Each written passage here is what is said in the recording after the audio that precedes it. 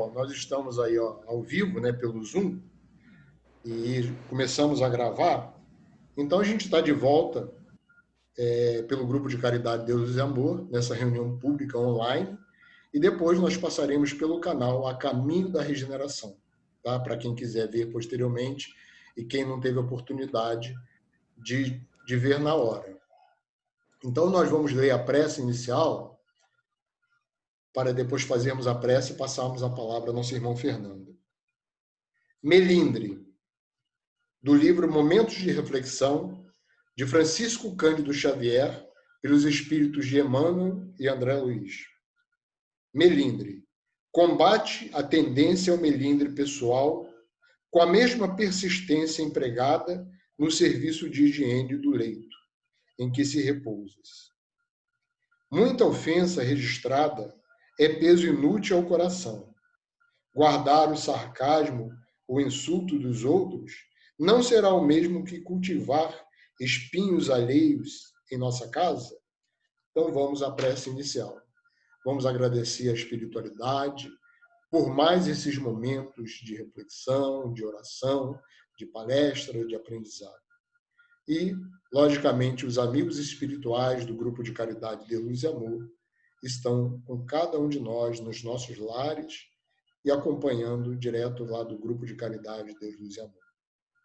Então vamos iniciar a nossa palestra da noite de hoje, né?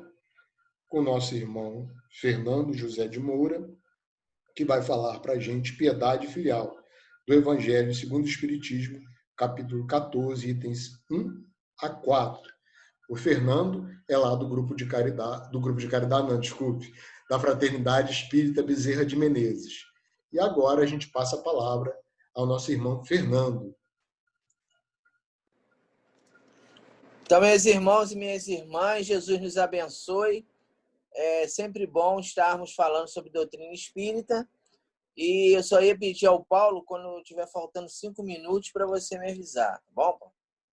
Bom, gente, então o nosso conversa de hoje é sobre piedade filial. E nós verificamos que o porquê da piedade filial, o porquê que Jesus nos recomenda a manutenção desse sentimento. Exatamente porque o sacrifício dos pais ou o acolhimento dos pais começa antes da nossa reencarnação. Logicamente, nós estamos falando daqueles pais e mães responsáveis. Também existe aqueles que têm lá as suas dificuldades, mas isso depois a gente vai tentar falar a respeito desse assunto. Inicialmente, nós falaremos daqueles pais e mães cristãos, responsáveis e aqueles que têm consciência da sua responsabilidade perante a lei divina, perante a grande dádiva de ser pai ou mãe. Então, o sacrifício desses pais, tanto do homem quanto da mulher, né, a gente sabe que, logicamente, a mulher é mais sobrecarregada em função de ter a maternidade como uma situação orgânica.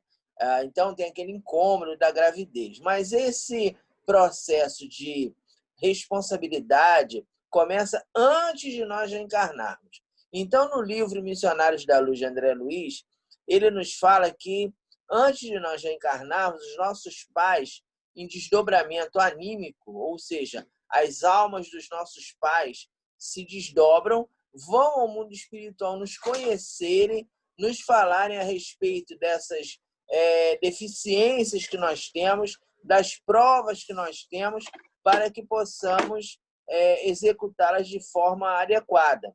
Então, esse conhecimento prévio é importante porque o pai e a mãe já irá saber que tipo de filho que terá para acolher. Logicamente que temos muitos filhos equilibrados, mas como nós vivemos num mundo de provas e expiações, e em algumas ocasiões existem aqueles filhos que têm as suas dificuldades, seus problemas emocionais, e aí caberá ao pai e à mãe, conhecendo previamente esse filho, saber conviver com essa situação. Bem, feito isso, quando os pais são chamados no mundo espiritual, o pai irá arcar com a responsabilidade de uma pessoa que tem ali as suas necessidades próprias. E a gente vê que, no caso das deficiências físicas, aquele pai, aquela mãe que convive com filhos com deficiências físicas é muito complexo, é muito difícil.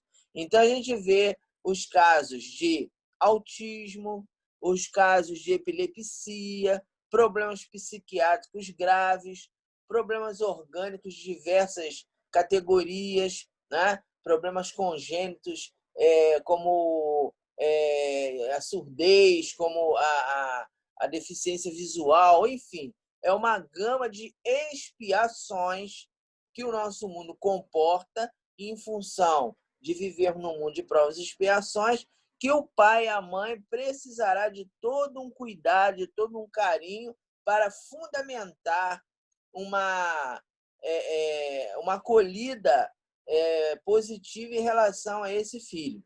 Então, logicamente, sabemos que o filho que tem alguma deficiência neurológica, ele terá dificuldade, às vezes, de compreender esse amor. A gente tem filhos aí, no caso do autismo, né? Às vezes o espírito é tão difícil de ser tocado que ele fica muito retraído. Mas nós sabemos que no mundo espiritual, depois que a prova for concluída, aquele espírito será um grande amigo daquele pai, um grande parceiro daquele pai e daquela mãe que soube conviver com ele. A gente vê, por exemplo, no Livro dos Espíritos, tem um companheiro que tem problema neurológico, e ele, fora do corpo, ele não tem problema nenhum.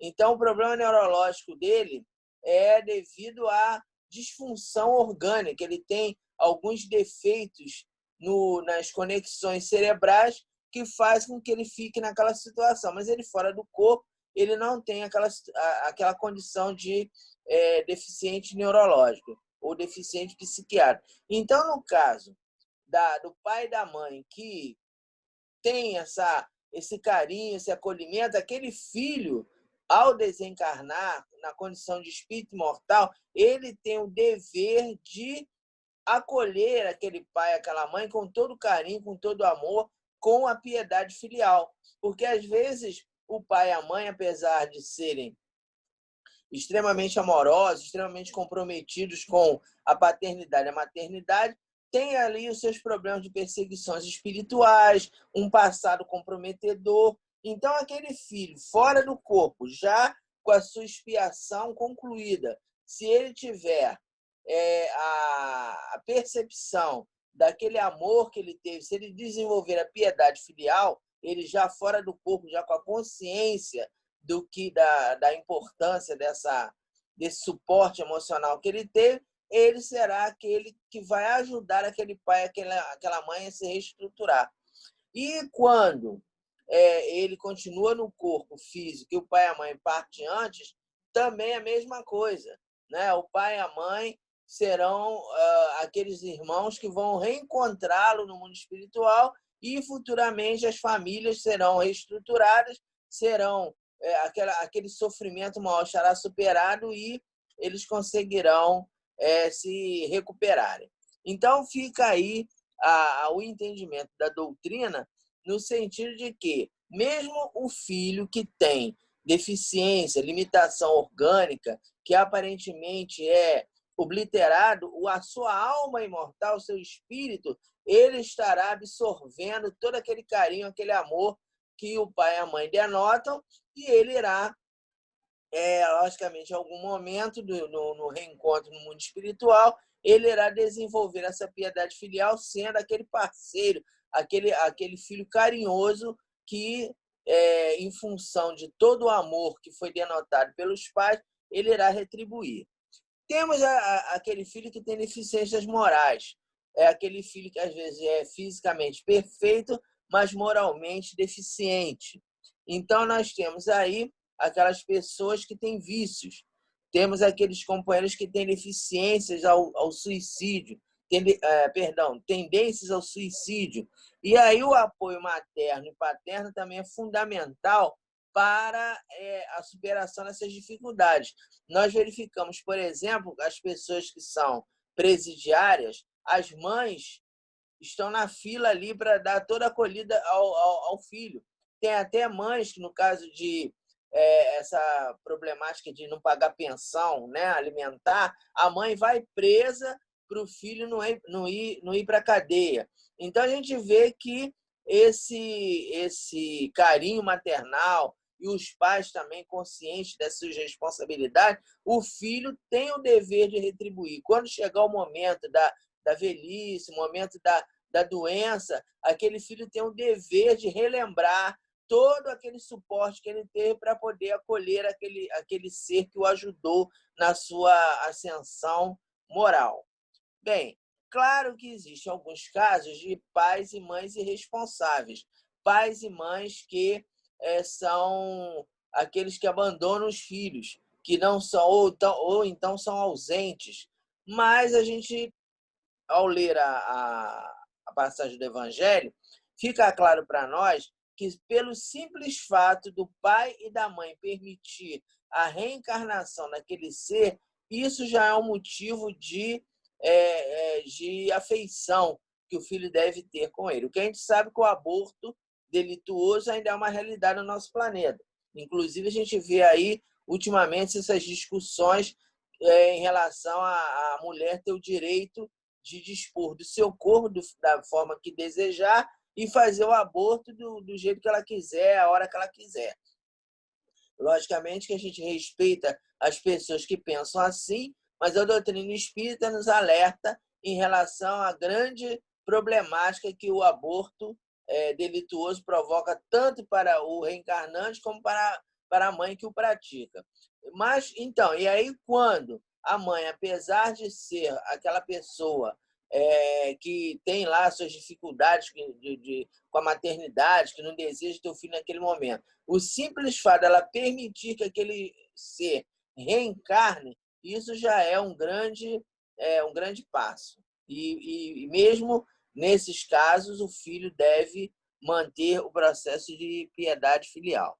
Então, a gente vê que a questão da falta de piedade filial acontece em função do egoísmo.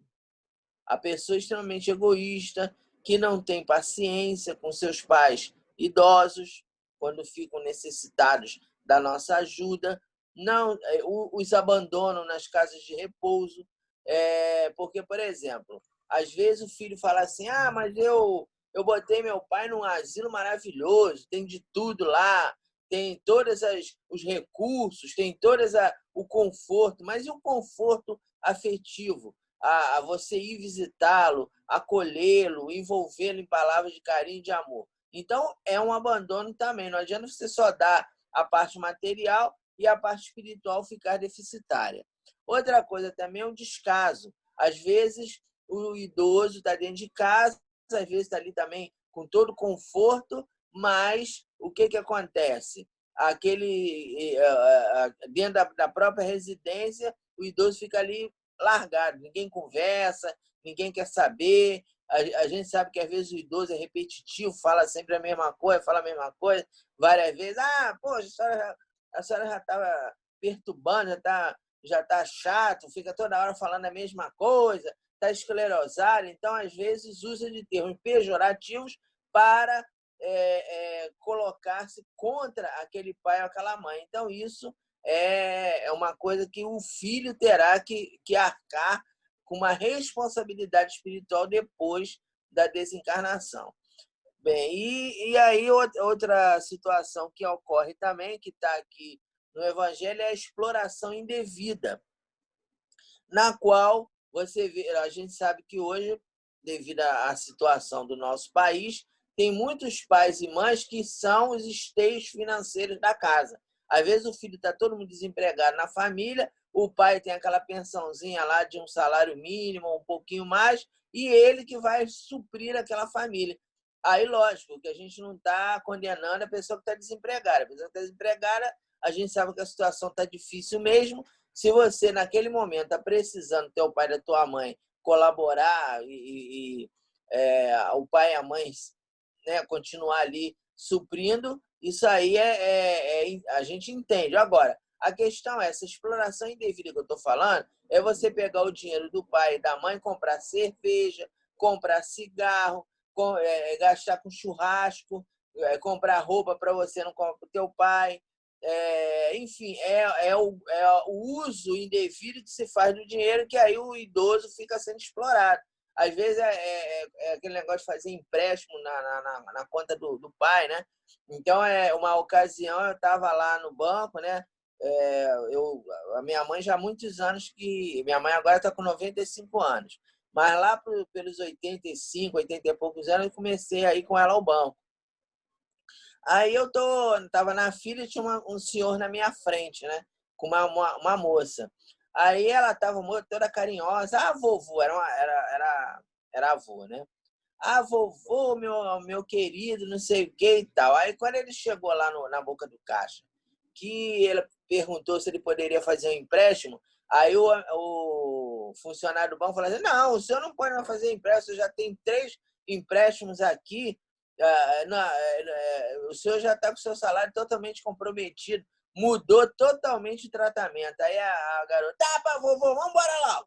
E tá, começou a dar bronca no senhor. Aí ele, peraí, fulana, não, vambora, não pode. Poxa, o senhor, para fulano, o senhor deu, para ciclano, o senhor fez, agora na minha vez, o senhor não dá, que mudou totalmente. Então, eu vi ali o interesse da pessoa, estava tratando bem o que estava com interesse. Então, quer dizer, essa situação, aqueles que agem dessa forma, a gente está falando de piedade filial, mas é uma coisa ampla, também envolve os netos, envolve os sobrinhos também, que às vezes você tem uma tia tua lá, que é como se fosse a sua segunda mãe. Então, a gente tem essas pessoas que você trata mal e depois, mais adiante, você vai ter que arcar com as consequências. Já nessa vida, às vezes que todos nós vamos ficar idosos, a gente não sabe como é que vai ser a doença que teremos, ou os problemas físicos que teremos, ou até mesmo financeiros, e também não sabemos no mundo espiritual como é que seremos recebidos quando agirmos dessa forma, né? Então, os amigos espirituais nos falam que temos que ter respeito pelo idoso, atenções, submissão e condescendência. O que seria o respeito? O respeito é a obediência. Logicamente que nesse quesito obediência entra o equilíbrio. Então, por exemplo, eu vou compartilhar com vocês uma situação que acontece comigo, né? Aqui com a minha mãe, de 95 anos. Eu sou filho único e enquanto eu era adolescente, até um determinado período, ela comprava minhas roupas. Ela ia na loja, comprava minhas roupas. Não, você usa essa roupa. Aí agora, eu estou com 61 anos, lógico que eu vou lá e compro minha roupa e tal. Ah, não, essa roupa não tá boa, não sei o quê. Então, a gente, claro, eu não vou mais ficar obedecendo às orientações dela, no sentido de querer me controlar a nível de roupa, a nível de certas atitudes. Mas é a maneira de falar. Falar, mãe, eu já estou com idade, eu já tô com muito... A senhora sempre fez isso por mim, desde que agora eu faço. Essa roupa que a senhora está falando aí está antiquada e tal. Se eu ficasse falando assim, ah, mamãe, poxa, para de perturbar e tal, eu estaria faltando com respeito. Então, essa obediência envolve não que você tenha que ser uma obediência irrestrita, mas de você ter aquela palavra carinhosa, aquele jeito de falar que não ofenda o idoso, que você não use termos pejorativos. Ah, a senhora está esclerosada, está fora de moda, deixa de ser chata, para de me perturbar. Então, esse tipo de atitude é falta de respeito. A gente tem que ter o respeito pelo idoso, tem que ter o respeito pelos nossos pais, e também aquelas pessoas da nossa família que são pais adotivos ou pais do coração, né? Outra coisa é em relação às atenções. Então, a atenção envolve o quê? Você abraçar teu pai, tua mãe, beijar, falar eu te amo, de vez em quando. Não precisa ficar falando toda hora, mas de vez em quando, mãe, eu te amo. Uma coisa aqui que eu procuro manter que eu creio que alguns de vocês tenham vivenciado essa situação, é que na minha geração, as crianças todas tinham que tomar bênção aos mais velhos. Tanto pai, mãe, tio e até estranho mesmo, mais velho, tinha que tomar a benção. Então, até hoje eu tomo benção à minha mãe. Antes de dormir, eu chego, mãe, benção, tal, aí dou um beijo nela e tal. Agora, com a pandemia, não pode ficar beijando muito, mas a gente dá um beijinho assim e tal. Por quê? Porque é uma forma de você dar atenção à pessoa, você ter um carinho pela pessoa, né? E aí, de vez em quando, mãe, olha, eu te amo, tal, dou um abraço nela. Dia das Mães, é claro, a gente sabe que Dia das Mães é uma data comercial.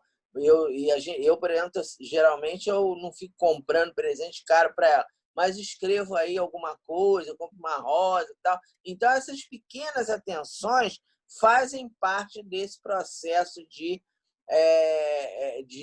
aproximação afetiva que precisamos ter com os idosos. Né? E é uma coisa que muitos de nós, às vezes, não se preocupam, não quer nem saber e passa batido. Né? Então, em relação à submissão, o que seria essa questão de submissão? Submissão é o aconselhamento, você ter o seu pai e a sua mãe como amigo, como uma pessoa que você confia, uma pessoa que você compartilha os seus problemas, ou que você possa ter aquele pai, aquela mãe como um amigo, alguém que você vai ouvir os seus conselhos. Por quê? Porque, às vezes, você está ali com seus falsos amigos, esses amigos de copo, né, que às vezes acontece e tal. Então, também tivemos um fato de um rapaz que o pai dele era muito rígido, e aí ele era rígido porque o rapaz, o menino, ele estava numa idade assim de 16, 17 anos, era menor de idade, e ele queria chegar de madrugada todo dia, queria chegar a hora que ele quisesse. Aí o pai teve que dar um limite a ele. O pai era português, era daquela época rígida, né? Olha, então você é o seguinte, fulano, se você não chegar no horário que eu estou estabelecendo, eu vou deixar sua mala na porta e você vai ficar lá com seus amigos. Aí ele, na ocasião, não, eu vou ficar, pode deixar. Não se preocupe, pode fazer minha mala que eu vou morar com fulano, com ciclano, eu tenho certeza que eles vão me acolher, blá, blá, blá. Aí tá. Aí um dia lá ele chegou tarde e realmente a mala estava na mão. Ele falou, então vai lá ficar na casa dos teus amigos. Ele pegou o celular, liga para um, fulano, aqui em casa não dá, não. Aqui em casa não dá, não. Aqui em casa... Aí o que aconteceu? Ele teve que pedir desculpa ao pai e viu que os amigos dele não eram amigo coisa nenhuma, era só amigo de farra, né? E acabou que agora ele entende que o pai estava correto. Aí esses amigos dele, muitos aí estão usando droga, já morreram, já levaram tiro, e ele está aí, graças a Deus, equilibrado com a vida dele, honesta, ética, seguindo uma religião. Ele é evangélico, né? Ele não é espírita, não, é evangélico. Mas aí o pai dele ali orientou e ele hoje é um homem, uma pessoa de bem, né? Então, se o pai não tivesse tido essa atitude, né? Se ele não tivesse se submetido àquele aconselhamento do pai, né? Logicamente, se ele tivesse encontrado um amigo que quisesse chamasse ele para morar, ele até iria, mas com certeza ia voltar, porque esse negócio de amigo de copo é só na hora que está ali na farra, na hora que está bebendo. Depois passou dali, se você precisar, meu amigo, aí é aquela história, a pessoa não te paga um prato de comida, mas te bota uma garrafa de cachaça. Não, eu vou te pagar a tua bebida. Não, dá para você, amigo. Não, comida não, é bebida. Então é essa situação que acontece quando você não se aconselha com teu pai, quando você não ouve teu pai, não ouve os conselhos do teu pai e procura agir de outra maneira. Logicamente, sempre entendendo que tem alguns pais que são desequilibrados. Às vezes o pai ele é também alcoólatra, né? Eu tenho um rapaz lá na nossa casa espírita que o pai dele é alcoólatra. O pai dele, inclusive, morreu de cirrose hepática, mas teve a mãe que o ajudou. Tem outros meninos lá na evangelização que o pai e a mãe são desequilibrados, mas tem a avó. Quer dizer, a gente sempre tem alguém na nossa família, normalmente, tem alguém na família que você está ali para te ajudar. Às vezes não é o pai consanguíneo, mas é aquele pai espiritual, aquela pessoa que vai ter um suporte, teu avô, teu tio, teu padrinho, alguém que vai fazer às vezes dos pais. Por exemplo, eu tenho um rapaz, um senhor, né? Ele já é bem mais velho que eu. Ele disse que a mãe dele o abandonou, né? Quando o pai foi para um lado, a mãe foi para o outro, o padrinho dele, que foi o pai dele, pegou ele pequeno e o criou e deixou uma casa para ele, enfim. O padrinho foi o pai dele. Então, a gente sempre encontra, pela questão da misericórdia divina, alguém que vai te ajudar ali, vai ser o teu pai espiritual. Uma outra coisa que os amigos espirituais falam é a condescendência, né? É quando você tem que, diante de um pai doente ou diante de um pai que está com dificuldade financeira, você se tornar o esteio daquele pai. Então, nessa questão, por exemplo, que eu estou falando para vocês, de ir ao banco, né, com a minha mãe, agora ela não está indo mais, porque ela está com 95 anos, aí agora tem esse negócio de aplicativo, né? Aí a gente resolve tudo em casa. Mas na época que eu ainda ia no banco com ela, então sempre tinha aquela senhorinha lá. Aí teve um dia que eu estava lá também na fila, mas estava naquela parte daquelas máquinas eletrônicas. Aí eu tinha uma senhora lá pedindo a um funcionário para ajudá-la. Aí, porque meu filho veio comigo, está lá fora, mas ele não tem paciência de me explicar como é que mexe nesse negócio aqui, eu não sei. Aí o funcionário foi lá, mexeu e tal. Aí daqui a pouco o filho, como é que é, mamãe? Vamos embora! Ainda não aprendeu, não? Deixa ele ser burra, não sei o que quer dizer. Então, isso é o quê? Falta de condescendência. De você entender que para o idoso, ele não sabe essas tecnologias. Por exemplo, eu mesmo abri agora aí o negócio da videoconferência, né? Porque a minha mulher que botou isso para mim. Eu nem sei mexer em celular, não sei mexer em nada disso. Ela que botou aí no Zoom e me botou. Se fosse depender de mim para colocar, eu não sabia.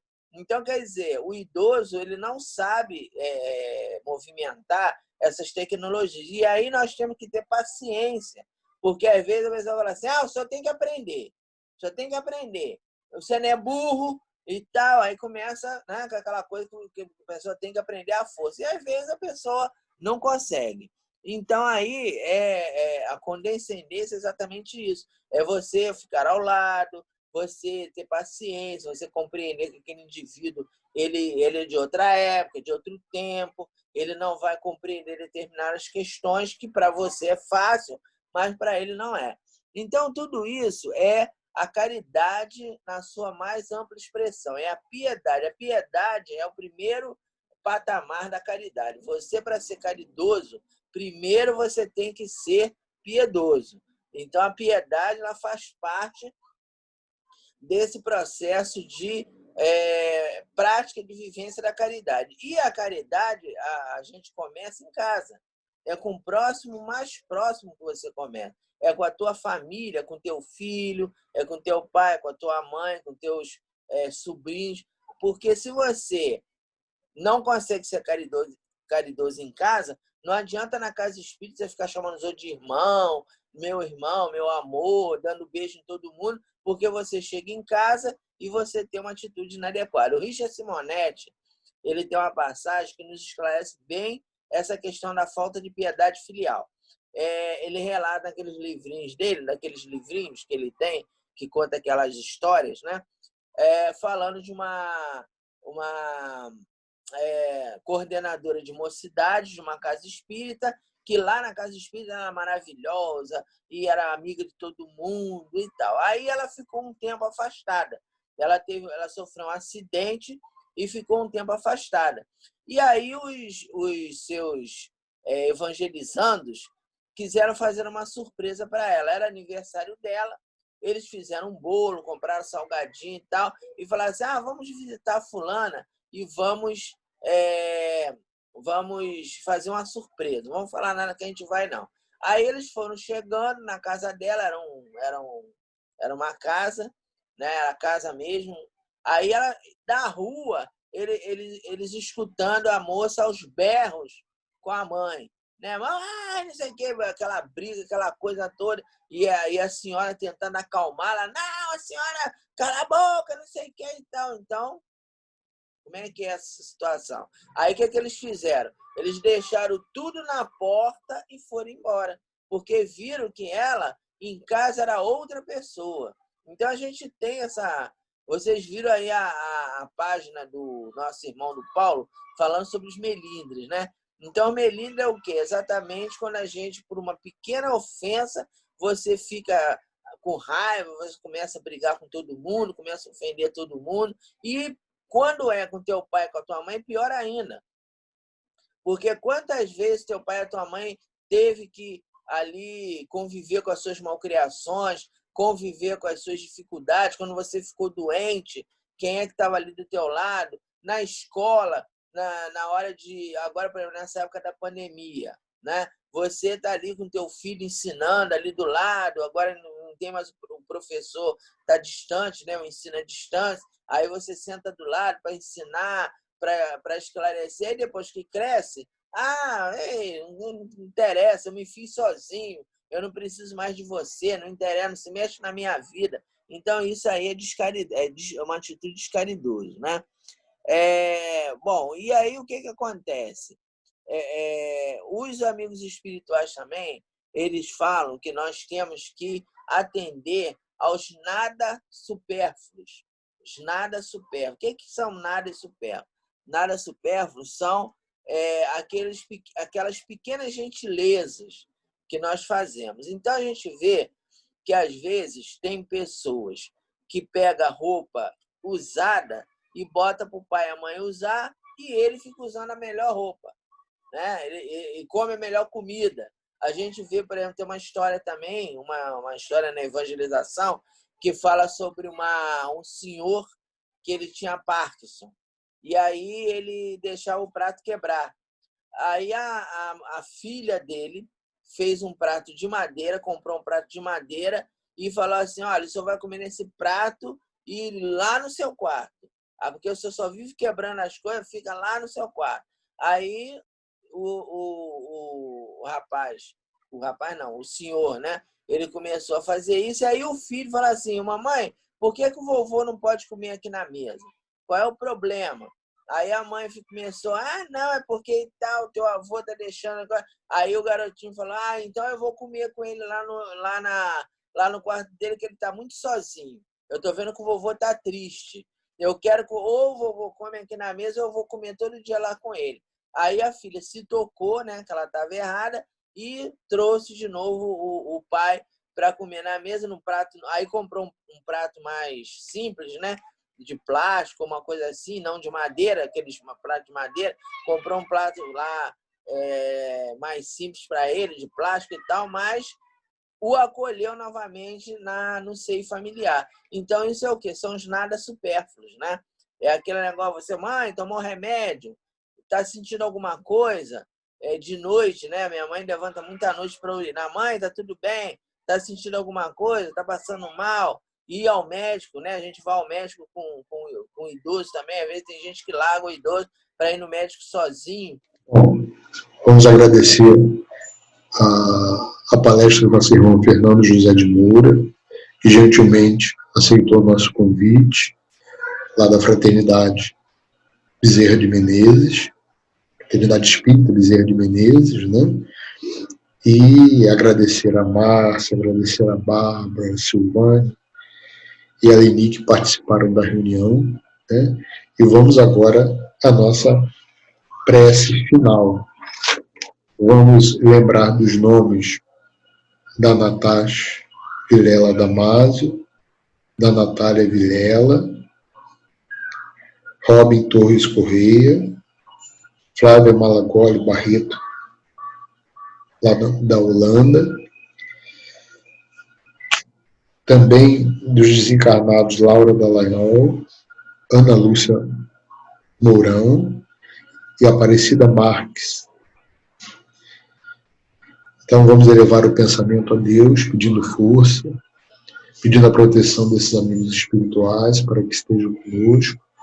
Abençoe sempre a nossa reunião das terças-feiras, que esses amigos espirituais certamente sempre estão presentes para amparar os nossos trabalhos, que a espiritualidade ampare o trabalho desta casa, fortaleça cada um de nós, dando força, coragem, para estarmos sempre juntos, seguindo adiante, nesse caminho, que é um caminho que vale a pena, que ilumina os nossos espíritos, fortalece cada vez mais para nos integrarmos nesta tarefa tão gloriosa, que é a tarefa de servir, é a tarefa de amar, e que abençoe a todos, não só os que participaram da reunião de hoje, mas também aqueles que, de alguma forma, estão ligados à casa, a todo o nosso Brasil, ao mundo inteiro, para que haja mais paz, mais amor entre todas as criaturas, para que tenhamos realmente um mundo de paz e de prosperidade. Graças a Deus, meu boa noite para todos, muita paz, e até a próxima semana, no mesmo horário, de 20 horas, a gente entra no Zoom às 5, faltando 5 minutos para as 20 horas, e lá convidamos a todos vocês. Boa noite e boa semana para todos.